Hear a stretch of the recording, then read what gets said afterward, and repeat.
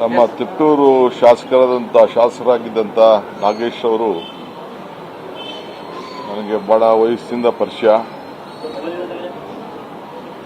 ಮಂತ್ರಿಯಾಗಿ ಕೆಲಸ ಮಾಡಿದ್ರು. ಒಳ್ಳೆ ಎಜುಕೇಷನ್ ಮಿನಿಸ್ಟರ್ ಆಗಿ ಬಹಳ ಪ್ರಾಮಾಣಿಕವಾದಂಥ ಒಬ್ಬ ವ್ಯಕ್ತಿ. ನನಗೆ ಬೆಳಗ್ಗೆ ತಾನೇ ನಮ್ಮ ವಿರೋಧ ಪಕ್ಷದ ನಾಯಕರು ನನಗೆ ತಿಳಿಸಿದ್ರು ಈ ರೀತಿ ಆಗಿದೆ ಅಂತೇಳಿ. ಸೊ ಎಜುಕೇಷನ್ನಲ್ಲಿ ದೊಡ್ಡ ಶಿಸ್ತನ್ನು ತರಲಿಕ್ಕೆ ದೊಡ್ಡ ಪ್ರಯತ್ನವನ್ನು ಮಾಡಿದ್ರು. ವಿಶೇಷವಾಗಿ ನಾನು ಯಾವಾಗ ನುಣಂಕೆರೆಗೆ ಹೋಗ್ತಿದ್ದೆ, ಆ ನುಣಂಕೆರೆ ಮಠದ ಎಲ್ಲ ಕಾರ್ಯಕ್ರಮದಲ್ಲೂ ಕೂಡ ನನ್ನ ಜೊತೆ ಪಾಲ್ಗೊಂಡು ನಮಗೆ ಎಲ್ಲ ಸಂದರ್ಭದಲ್ಲೂ ಕೂಡ ಸಹಕಾರಿಯಾಗಿದ್ದರು.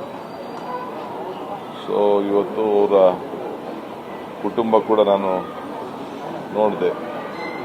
ಯಾರು ಧೈರ್ಯ ಕಳ್ಕೊಳ್ಬಾರ್ದು.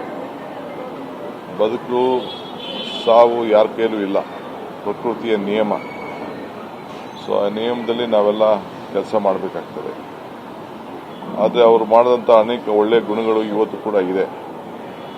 ಆ ಕ್ಷೇತ್ರದಲ್ಲಿ ಏನು ದೊಡ್ಡ ಜನಸಂಖ್ಯೆ ಅವ್ರದ್ದೇನಿಲ್ಲ, ಆದರೂ ಕೂಡ ಅವರು ಅಪಾರವಾದಂಥ ವಿಶ್ವಾಸ ಗಳಿಸಿ ಅಲ್ಲಿ ಜನಪ್ರತಿನಿಧಿಯಾಗಿ ಸೇವೆಯನ್ನು ಮಾಡಿಕೊಂಡು ಬಂದಿದ್ದಾರೆ. ಸೊ ಅವರ ಆತ್ಮಕ್ಕೆ ಶಾಂತಿ ಸಿಗಲಿ. ಸರ್ಕಾರ ಕೂಡ ಅವ್ರಿಗೆ ಏನು ಒಂದು ಗೌರವವನ್ನು ಕೊಡಬೇಕು, ಅವ್ರಿಗೆ ಆ ಗೌರವವನ್ನು, ಸರ್ಕಾರದ ಗೌರವ ಎಲ್ಲ ಥರ ಕೂಡ ಅವ್ರಿಗೆ ದೊರೀತದೆ.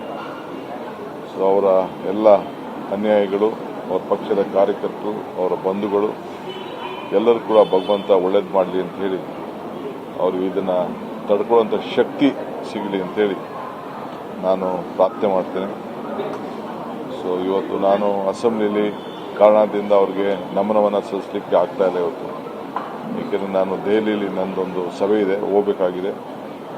ನಾಳೆ ತಮಿಳುನಾಡಿನಲ್ಲಿ ಒಂದು ಸಭೆ ಇದೆ, ಹೋಮ್ ಮಿನಿಸ್ಟರ್ ಕರೆದಿರುವಂಥ ಸಭೆ, ಅದರಲ್ಲೂ ಕೂಡ ಪಾಲ್ಗೊಳ್ಬೇಕಾಗಿದೆ.